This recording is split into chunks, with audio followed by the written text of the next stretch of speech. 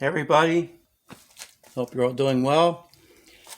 Well, we've moved into the bowl on these E7 heads, and I've had a couple questions asked to me on a couple different segments.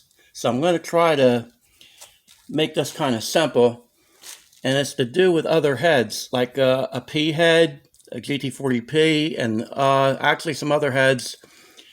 We don't want to go comparing heads to the E7s because you do different things in different areas on them heads. Because the E7 has a lot of problems in the bowl area where these other heads, they have a better bowl. And you don't need to cut them back and get as aggressive with them. Now, if you were to take a P head and level the roof back, like I did here with the guide, you're going to wind up going through on a GT40P head. Right in here, you go too much, and that's how you have to do a GT40P head. You have to keep kind of this shape. You can put a different design on it. People do them different, like as far as how they cut them back and shape them. But the guide has to kind of stay there, and you're limited on that. I'll have to show you guys that some other time, but I just don't want to see somebody say, hey, he took the whole guide out, like here, and now you're trying to do that on a P head. You're going to be in trouble. You just have a pair of heads that are worthless unless you have somebody who can do a lot of welding for you. So I wanted to stress that real quick, but we have to move on. What I wanted to show you is this. This is a port that I kind of did standard, and it's, believe me, it's not pretty. It's not shaped all the way in. I just gave you guys an idea what you'd have if you just cut back around the guide, leave the guide in, smoothing the guide out, and this is with the wall untouched. So that's with the wall untouched, okay, off the seat. So you'd have the air coming off the seat and hitting this wall that we removed from over here. Now, don't let the shadow fool you. There's no wall here. It's showing a shadow here through the viewfinder, the camera. So I'm going to see if I can get the light here to show you guys. All you would see is maybe a little indentation up here where I haven't smoothed it in yet and haven't gone all the way into the runner. But that's the difference. Okay, we're going to move in on this now, guys. This is the port that we're working on. And over to the other side, I marked it in yellow. I outlined the seat in red dicum. I don't think it shows up very well. But this is just to show what you have, sorry guys, coming off the seat. It's not crucial, like it's not terrible, but if you want to get everything you can out of these heads, you still want to shape this in. And then when we flip the head over, we're going to be doing this very sharp edge on the floor right here, just tapering it in, and we'll get to that later, but there's a very sharp edge on that, so we'll be getting to that. So right now we're just gonna cut this back, and I'll kind of show you guys that the basic concept of it, because if I do a whole segment on that, we won't be seeing much because, as I told you guys, they're not doing me any justice with my phone here. So let me get a better angle on this, hopefully. And my tape's starting to give away on me here, guys. I'm using the tripod with a microphone stand and black tape. So here we go, guys. I'm going to try to level this out back in here with a regular burr, and then we'll be switching over to a stone. Now, That's just how I'm doing it. You guys could do however you're comfortable with. If whatever you want to use. My theory is this: I'm going to get the high spots, and the sprayer will get the high spots better as far as leveling that out close to the where we're going to be leveling this in and blending it into the roof. Okay, guys, hang on. We're going to do this real quick.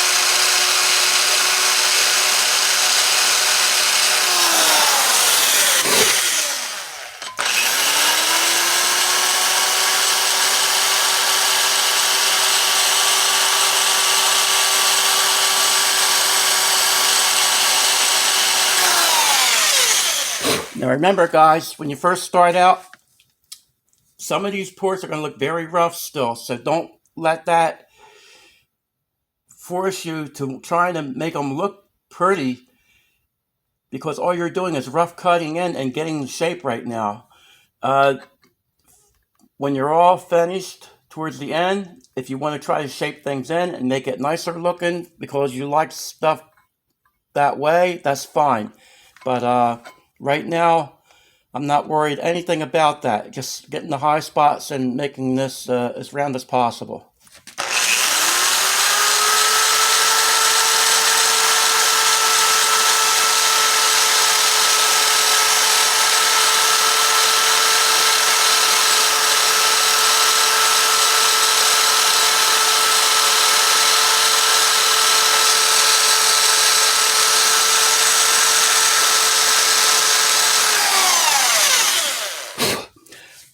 So one of the things that's kind of funny about these heads right here, the car they're going on, you guys know what that's all about. That's been following this segment. But the guy has a pair of trick flows that flow over 300. And you know how I know that they flow that number? Because they used to be my heads. Well, my son's heads. So, and we're putting these on. So that might give you guys something to think about.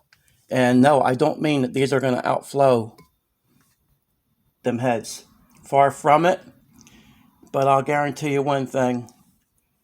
If we were to do a comparison, you would be very surprised because it's already been proven. We did a similar test. My son did. And that's why you see me mess with these heads so much. I'll just put it to you that way because I don't want to lead it into a debate thing. But you can take my word on what I tell you guys when I say something. It's because it's already had a little comparison done behind the scenes. And not intentionally, just because we didn't like how certain engines ran. So we do a lot of swapping. When we think something can be better, my son will change whatever.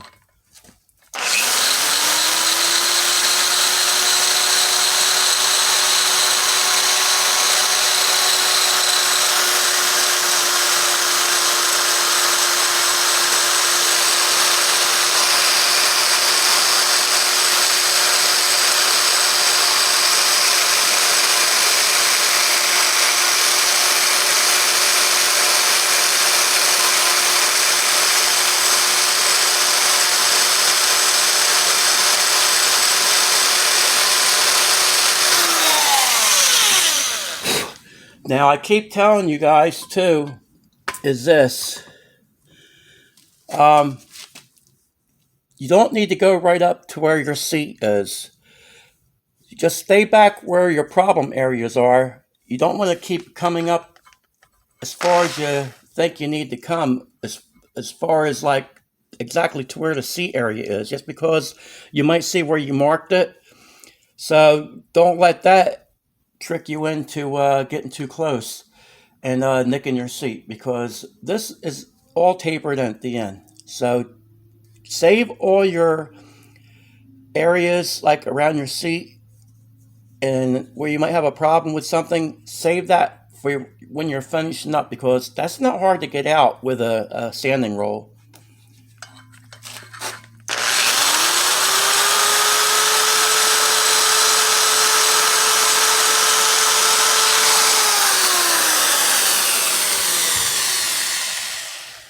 Try to give it a different angle, guys. Hang on. And the light on the viewfinder looks like it's blaring in there, and it barely shines. If you were here, you can barely see.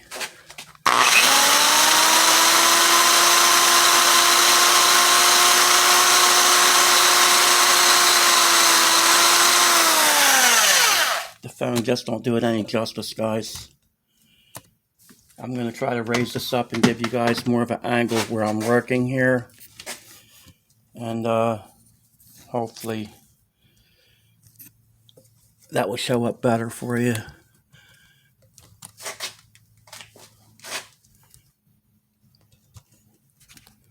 Bear with me, guys. Bear with me.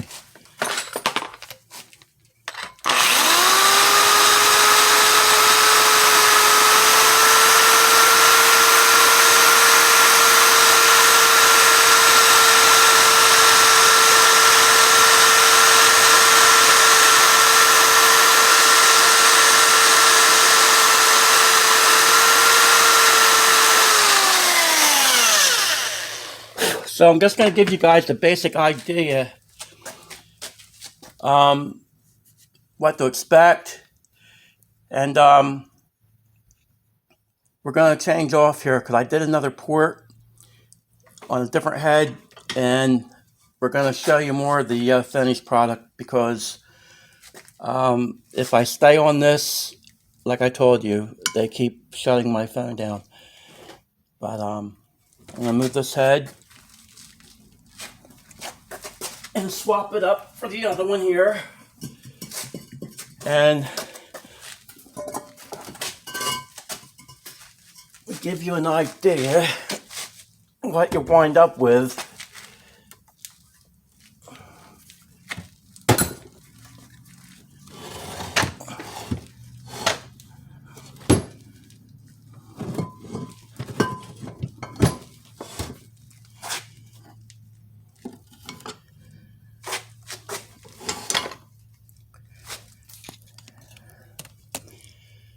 Let me give you guys a little bit of light here. So this is kind of what you're going to wind up with, the bowl as far as being round. And I had somebody ask me the other day if you have the roof goes on an angle or if it goes straight out. No, the roof is going to go on an angle, and it's going to go upwards. It's going to be shallow here, and then it's going to be like a sliding board when the head's upside down. So don't try to make this straight, because if you do, you're just going to go through. So just use your common sense, and you can't worry about every little flaw you see in a factory head. If I was worried about that, then I'd be in big trouble. Hang on, guys. I'm trying to look for something here. A little pick. I want to show you guys what I'm talking about. If I was to let every little nick and cranny get to me on this stock stuff, that's why I say pretty don't make power. I'd be in big trouble all the time, because I don't know if you guys can see this, because it always looks different on camera. But this is a flaw in the port. Now, is that worth me trying to get that out? And no, it's not where it went too thin, and it's not a hole. So I had a guy who swore that on a lot of my videos. Oh, you made a hole in it. Oh, it's got that. So I'm just letting you guys know, this is not a hole. If you have the light facing this way, you might be able to tell it's just casting. I don't know if I show up or not. It's just a piece of casting. And I hope that shows up, because this way it looks like a hole when you have the light going through the port that way. And I don't know, with me standing here this way shows what it is. I can get the light in there. So it barely shows up like when you look at this way. But I don't want to concentrate on that too much, guys. Another thing I did was I did another port. And this is to show basically the guide removed. Hey, my son came in. Hey, Adam. And I try to give a little bit different ways of showing people in case they want to do this a different way. The wall's barely cut back. It's not as aggressive of what I did on the other port, so you guys can use your own judgment how you'd like to shape something, and it gives an idea how something's coming into shape when you're cutting back certain areas. So the guide's out of this. It's not cut back as much in the bowl here, and the wall's only smoothed out. So I'll show you guys that. Okay. And I don't know if that helps or not. And then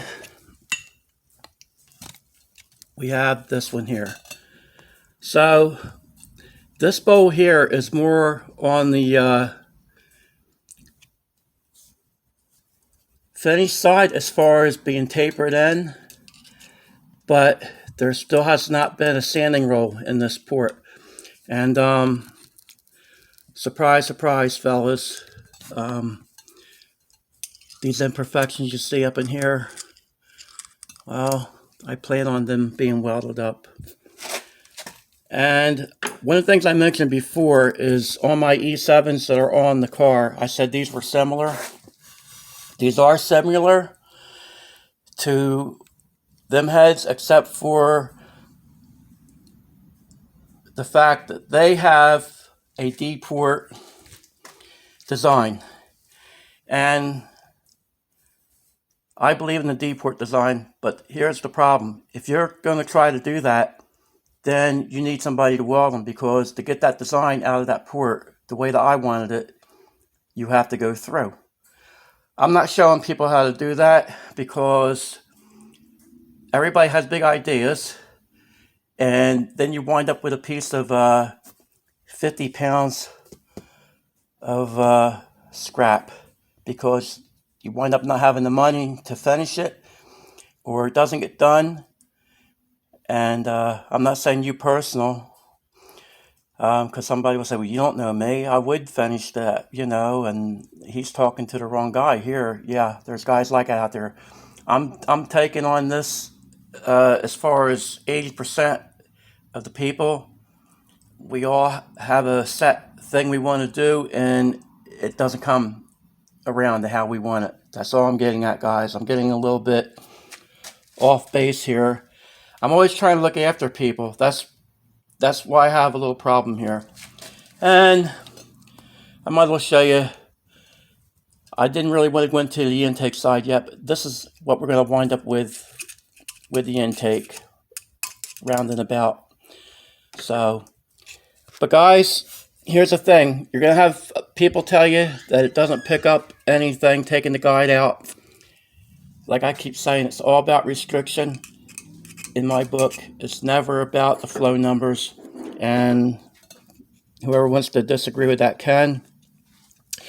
But it's what I do, and I'm not talking about convincing anybody into doing this because they think, well, that guy must know something if the car runs like that. If you're trying to go in the 9s or 10s, then really, unless you have a sleeper, there's no reason to mess with this stuff unless you have it and you figured you just want to do it. It depends on your way of thinking.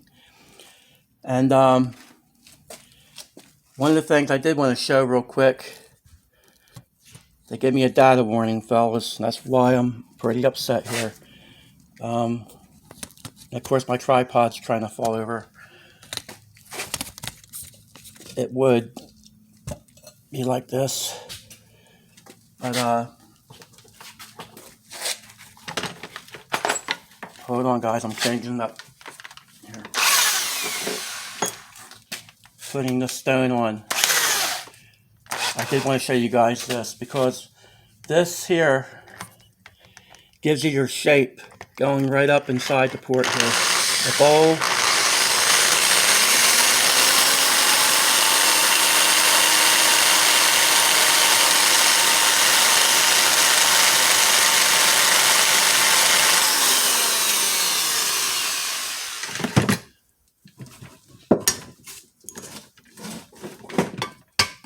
So that's how you get that shape, is with something like this. And all you do is you go right up, lay it in here, and you go up and back, make your sweeps, keep it moving, and that helps put that nice round shape on there instead of keep digging at it with a burr. And you can buy these at a pack, all different shapes and sizes like this here. I forget what these cost. I think they're like $5 or $8, something like that, depending where you buy them. But that's about it, guys. I'm going to cut this short because we're going to be moving on into the other sharp area on the port, on the exhaust side next time, and then hopefully we're going to be getting into some other things. And one of the other things we're going to be doing is cutting the combustion chamber back. Is that a must for anybody else to do? No, but it's what I'm doing. It lets that air get around that valve better, and I'll just explain that a little bit right now. It's just something I like, and something I do. So it's like this here. If somebody doesn't do all these little things I'm doing, it doesn't mean that their car is not going to run good. So keep that in mind, fellas.